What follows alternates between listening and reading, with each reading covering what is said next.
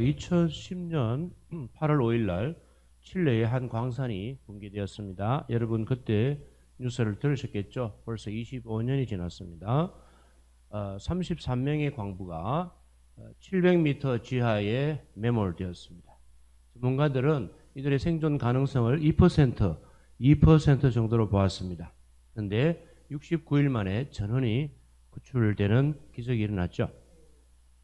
인류 역사상 가장 깊은 곳에 가장 오래 묻힌 사례입니다. 그 당시 그 지하의 평균 기온이 32도, 습도는 95%, 거의 물속에 있는 것 같았습니다. 성인 10명이 48시간 생존할 수 있는 식량밖에 없었습니다. 사람은 33명인데 10명이 이틀밖에 먹을 수 없는 그런 식량을 가지고 있었습니다.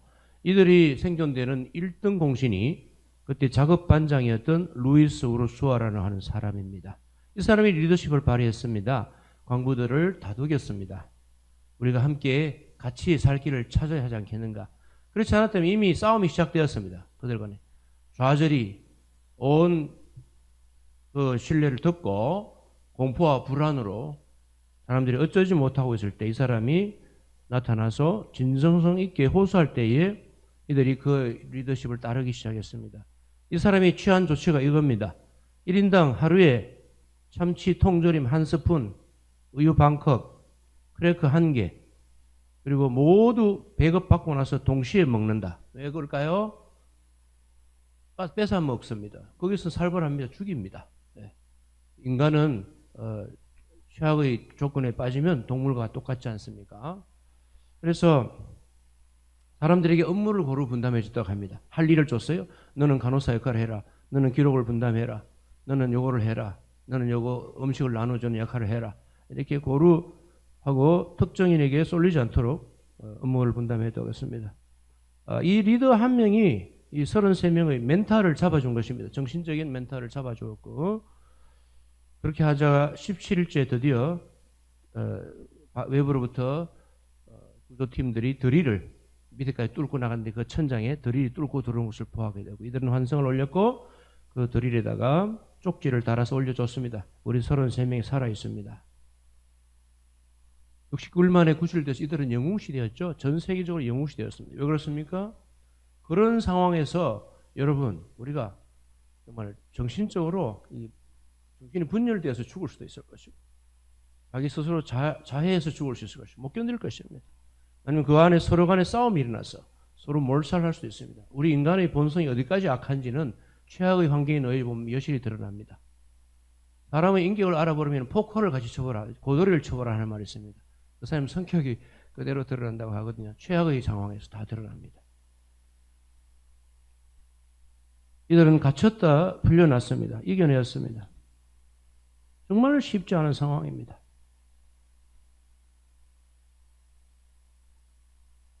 오늘 예수님께서 누가복음 4장 16절에서 이사야의 글을 인용하셨습니다. 똑같죠? 인용하시면서 오늘 너희 귀에 이 말씀이 응하였다, 응답되었다, 이루어졌다 이렇게 말씀하셨습니다. 예수님은 항상 말씀을 성취하시는 분이시고 본인이 스스로 말씀을 성취하러 이 땅에 오셨고요. 죽은 지 사흘 만에 일어나셨고요. 몸으로 몸소 보여주셨습니다. 자, 그렇다면 우리는 이 복음의 말씀을 듣고 감화를 받고 그리스도인이 되었고 또 사역자가 되었고 이제 이 복음을 전파할 입장에 있습니다. 오늘 본문을 한번 보십시다. 뭐라 했습니까? 포로된 자에게 자유를, 눈먼 자에게 다시 보게 함을, 눌린 자를 자유롭게 한다. 우리는 이 복음을 전하는 이제 입장이 되었는데 우리가 먼저 이렇게 변화되어 있어야 되지 않겠습니까? 한때는 우리도 다 포로로 갇혀 있었을 사람들이 많죠. 이 중에 저도 마찬가지로 우리 다 갇혀 있었고 또 눌려 있었고 그리고 또 눈이 멀었다는 것은 영적으로 분별력이 없었다는 것이죠. 하나님의 뜻을 알지 못하고. 근데 만약에 우리가 아직도 공동체 안에 누군가가 아직도 갇혀 있고 아직도 눌림을 당하고 있다면은 그분이 남에게 어떻게 이 자유의 복음을 전할 수 있겠는가? 그렇죠? 예수님께서 소경이 소경을 인도할 수 없다 했습니다. 그릇된 대로 인도할 것이. 그러니까 우리가 참으로 이 복음을 우리가 먼저 누려야 될 텐데 그것은 예수님께서 하신 말씀대로 진리를 알지니 진리가 너희를 자유케 하리라 이렇게 말씀하셨습니다. 현대인들 사실 얼마나 많이 갇혀있고 눌려있을까? 여러분 아시잖아요. 주변에 목회하시면 수많은 사람들이 자기 세계 속에 갇혀있는 거예요. 33명이 지하 700m에 69일 갇혀있다는 거 상상만 해도 소름이 끼치죠. 내가 그 상에 빠지면 어떻게 될까? 내가 답답해지고 내가 가까워져요. 주변에 어떤 사람이 막 갇혀있는 모습, 막 늘 눌려있는 모습 보면 내가 답답해요. 저분이 좀 자유해야 될 텐데. 그렇죠? 저도 과거에 갇혀있고 눌려있던 시절이 있었는데 지금은 그렇지 않다고 봐요. 하나님께서 그래 자유를 주신 것 같아요.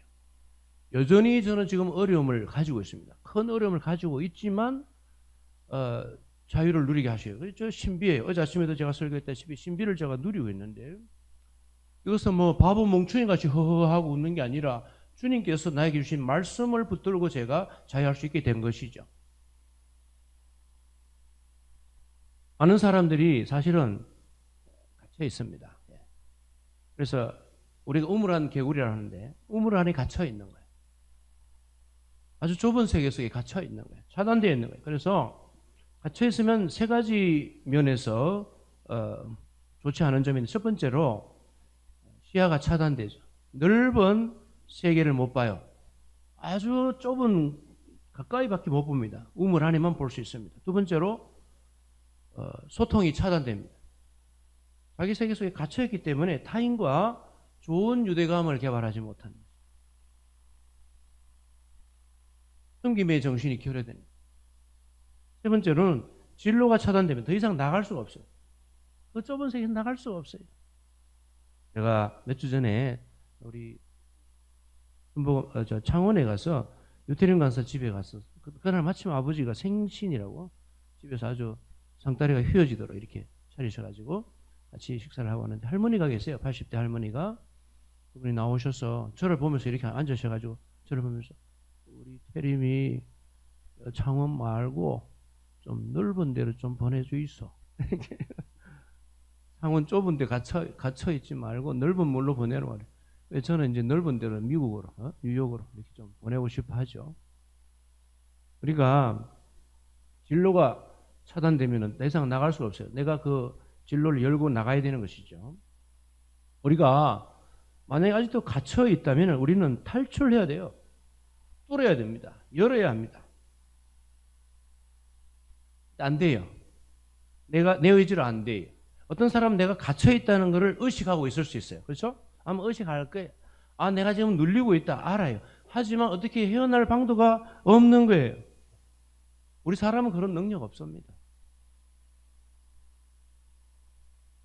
그래서 우리가 성경을 읽자 운동을 하는 것이고 모여서 기도하자 하는 거 아니겠습니까? 왜냐하면 하나님께서 오셔야 성령께서 우리를 하여금 탈출시켜 주시니까. 할렐루야.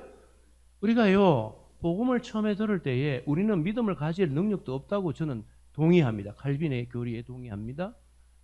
그래서 불가항력적으로 하나님께서 은혜를 우리 안에 쏟아 부어주시는 거예요. 복음 전도자가 복음을 전할 때 성령께서 내 마음을 열어 제치시고 내 마음의 닫힌문을 열어 제치시고 내 안에 믿음을 선물로 넣어주시기 때문에 내가 믿음을 가지게 되는 것이고 그 믿음을 통해서 내가 구원을 받게 되는 것이죠. 이것은 나중에 이 사람이 체험적으로 뒤를 되돌아보면서 고백합니다. 아, 맞다. 나는 믿음을 가질 능력이 없었으나 그때 내 그 복음 전도자 소리를 들을 때 뭔가 모르게 가슴이 뭉클하면서 내 가슴이 열리는 것을 느꼈다. 하나님께서 그에게 나에게 믿음을 주셨구나. 하나님 감사합니다. 이렇게 고백하게 되는 거죠. 미국의 많은 자유주의 신학자들은 칼빈의 교리를 갖다가 아주 우스꽝스럽게 봅니다. 꾀죄죄하고 근본주의고 인간의 자유를 침해하고 인간의 자유를 무시하고 그렇지 않습니다. 우리가 지나보면 압니다. 나이가 들수록 우리 인간이 얼마나 타락해 있는가, 우리가 얼마나 오염되어 있는가 우리가 알게 되겠죠. 왜 우리는 계속 갇혀 있어야 하겠습니까? 우리가 탈출해야 합니다. 인생이 너무나 좁죠. 저는 어젯밤에 누워서 가만히 묵상하는데 내가 지금 생명이 있다고 하는 사실, 이것은 생명의 주인이 존재한다는 사실을 결정적으로 증거하는 것이다. 생명이 어떻게 있을 수 있습니까? 어떻게 이렇게 막 움직입니까? 자기 스스로? 어떻게 생각을 합니까?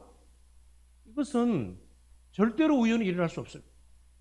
절대 전지전능하신 어떤 그 생명의 주인이 이 생명을 우리에게 주시고 펼쳐놓으신 거예요. 이 생명을 어떻게 써야 할 것인가? 우리 인생의 시간이 점점 지금 종말 향해서 가고 있는데 아깝잖아요. 그러니까 우리는 속히 탈출하여 자유롭게 비상하여 그 자유로움으로 하나님의 영광을 위하여 우리가 살아야 할 줄로 믿습니다. 저는 성경 읽기를 통해서 자유를 해방을 누리게 되고 자유를 누리게 되었다 저는 확신하고 있습니다. 성경 읽기를 사랑합니다. 저는 여러 가지 어렵고 사방이 겹겹이 우울쌤을 당한 것 같고 답답하면은 성경을 들고 그냥 읽습니다. 그냥 읽습니다. 그럼 뭔가 또 뻥 뚫리는 것 같아요. 성령께서 역사하시는 줄 믿습니다. 성경의 저자는 성령이시니까 그걸 계속 읽으면 그 안에 성령이 막 역사하고 작동하고 내 안에 들어 스터링 업, 내 마음속으로 막 휘저으시는 걸 느끼죠.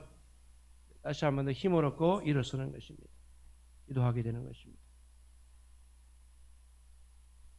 이 말씀을 읽는 자들은 우리가 만약 구원받은 자라면 우리는 이 말씀대로 누릴 수 있어야 하는 것입니다. 더 이상 갇혀 있어서 안 됩니다. 눌림을 받아서는 안 되죠. 아무리 많은 어려움들이 내 인생에 지금 산재에 있다 할지라도 내가 눌림을 당한다는 것은 옳지 않은 것입니다. 그건 그대로 두고 계속 기도하면서 사명을 해나가야 되니까요. 사람들이 갇혀있다 할지에 보면 대체적으로 본인이 가지고 있는 가치관 속에 갇혀있다고도 볼 수 있어요. 사람마다 가치관이 있는데 이 가치관은 어떤 바탕에 보통 형성되는가 하면 대체적으로 경험, 그 다음에 학식, 본인 인생살에 주워 들은 거, 뭐 여러 가지가 복합적으로 작용해서 그 토대 위에서 가치관이 형성되거든요. 만약에 우리가 성경적인 가치관 위에 바탕하지 않고 개인의 관습이나 자기의 경험이나 책에서 읽은 걸 가지고 한다면요, 그것은 성경적인 가치관이 아니잖아요. 그래서 우리가 성경을 많이 읽어야 된다. 성경을 많이 읽으면 우리 안에 저절로 성경적인 가치관이 서서히 이렇게 토대가 쌓여지지 않겠습니까? 그러면서 생각이 변하고 가치관이 변하고 행동도 변하지 않겠습니까? 이렇게 해서는 안 되겠구나. 성경은 뭐라고 합니까? 가치관이요? 따라합시다. 좁은 길을 걸어가라. 섬겨라. 나보다 남을 낮게 여겨라. 겸손해라. 군림하려고 하지 말라. 인내해라. 관용해라. 관대해라. 이 관대함을 사람들에게 보여줘라 했어요. 사랑은 허다한 허물을 덮는다 했어요. 우리 안에 사랑의 능력이 없으면 우리가 아무리 성경을 천독을 하고 아무리 유창한 달변으로 설교를 한다 할지라도 우리는 울리는 꽹가리입니다. 빈수레입니다. 아무것도 아닙니다. 그러므로 사랑은 허다한 죄를 덮는데 형제들의 허물을 덮어줄 수 있는 관용과 아량이 없다면 우리는 아직까지 많이 미달한 존재가 아닙니다. 저는 제가 사랑이 없다는 것을 정말 여실히 깨달았어요. 지금은 조금 생겨난 것 같아요. 과거보다는. 저는 참 차가운 사람이었고 정말 이기적인 사람이었는데 조금 생겨났어요. 저는 좀 많이 가지고 싶어요. 주변에 어떤 분들 사랑이 많은 분들 보면 제일 존경스러워요. 고개가 숙여집니다. 사랑이 많은 분들이 제일 훌륭해요. 박사학위를 여러 개 가진 사람보다. 사랑이 많은 분, 허물을 덮어주는 사람, 관대한 사람, 아량이 그런 넓은 분들을 보면 제가 고개가 그냥 숙여집니다. 우리는 자기 자신의 경험과 학식과 혹은 세상에서 보고 들은 것이 바탕한 것이 아니라 그야말로 성경적 가치관, 하나님의 뜻 위에서 우리가 가치관을 세워나갈 수 있기를 바랍니다. 그리고 가치관 위에서 행동한다면 우리가 자유한 행동을 할 수 있지 않겠습니까? 우리가 대체로 언제 진리를 깨닫게 될까요? 수많은 간증자들을 얘기를 들어보니까 대체로 고난 끝에 진리를 발견하게 됩니다. 우리가 극심한 고난을 겪을 때 당연히 십자가에 달린 주님을 묵상하게 되고 그분께 공감하게 되는 것입니다. 그래서 우리가 인격이 성숙하게 되니까 우리에게 고난은 양약입니다.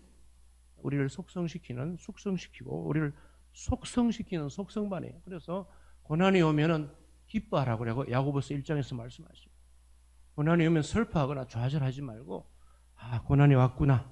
이제 이 고난을 헤쳐나가면서 주님을 의뢰하면서 기도하면서 내 신앙이 한 단계 더 업그레이드 되고 내 인내심이 더 자라고 하나님을 더 깊이 이해할 수 있는 계기구나 기뻐하라 했습니다. 할렐루야. 기뻐합시다. 저는 지난 3, 4년, 4, 5년 동안에 극심한 고난을 겪어왔습니다. 제 개인적인 일이지만은 그 가운데서 하나님을 더 깊이 알게 된 것 같아요.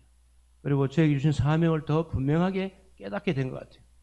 저는 제가 가는 이 사명의 길을 누가 아무리 방해하고 누가 아무리 말려도 저는 갈 수밖에 없는 저는 이렇게 붙잡혀 버렸기 때문에 그 길을 갈 수밖에 없습니다.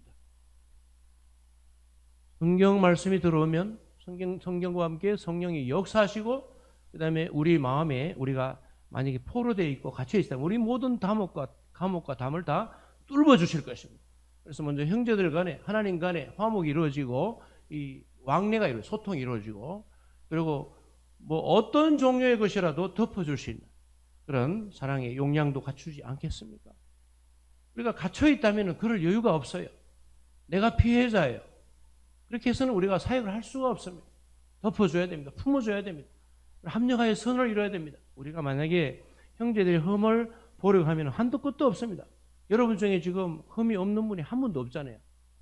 경험해 보면 경험해 볼수록 그 흠이 좀 두드러지는데 그걸 덮어주면서 함께 갈 수 있는 지혜가 우리에게 많이 필요한 것 같습니다. 그래야지 공동체가 서게 되고 공동체가 지향하는 모든 그 추구하는 목표와 비전을 이루기 위해서 가야 되는데 하나님께서 비전을 주셨는데 공동체 안에 사랑의 이 공동체가 와야 된다면 아무런 일도 할 수 없어요. 그건 하나님 일을 방해하는 것이기 때문에 하나님 너래금 갇힌 곳으로부터 탈출하게 하시고 모든 소통의 통로가 열리게 하시고 우리 가운데 스스럼없이 진실하게 서로 나누고 서로 기도할 수 있도록 인도하여 주옵소서. 진리를 알진대 진리가 너희를 자유케 하리라. 오늘 이 말씀을 묵상하면서 우리가 더더욱 진리이신 말씀의 바탕에서 더 많은 자유를 우리가 함께 누릴 수 있기를 축원합니다. 기도하겠습니다. 하나님 아버지 감사합니다. 말씀이 너무나 많습니다. 우리가 주셨는데 이 말씀 덕분에 우리가 믿음을 가지고 구원을 받았는데 이제는 또 우리가 사역자의 자리에 올랐는데 이제는 우리에게 많은 것이 부족함을 깨달을 때가 있습니다. 무엇보다 우리 가운데 모든 불신과 어둠과 미움과 정오와 이런 것들을 씻어주시기 원합니다. 해소시켜 주옵소서. 예수 그리스도는 모든 죄인들을 품어주시고 용서하시기 위하여 우리를 구원하시기 위하여 십자가에 달려 자신을 내어주셨습니다. 우리 한국 사회에 정치적으로 또 교회 안에 세대 간에 여러 가지 갈등이 있습니다. 우리가 하나님의 말씀을 잘 깨닫고 우리가 진리를 안다면 자유를 누릴 수 있는 우리 한 사람 한 사람 되게 하여 주옵소서. 예수님의 이름으로 감사드리며 기도하옵나이다. 아멘. 식사 시간이 되었습니다. 예배를 마치고 바로 식사하러 가도록 하겠습니다. 주기도문으로 예배를 마치겠습니다. 하늘에 계신 우리 아버지여 이름이 거룩히 여김을 받으시온 나라의 마옵시며 뜻이 하늘에서 이룬 것 같이 땅에서도 이루어지이다. 오늘날 우리에게 일용할 양식을 주옵시고 우리가 우리에게 죄 지은 자를 사하여 준 것 같이 우리 죄를 사하여 주옵시고 우리를 시험에 들게 하지 마옵시고 다만 악에서 구하옵소서. 대개 나라와 권세와 영광이 아버지께 영원히 사옵나이다. 아멘.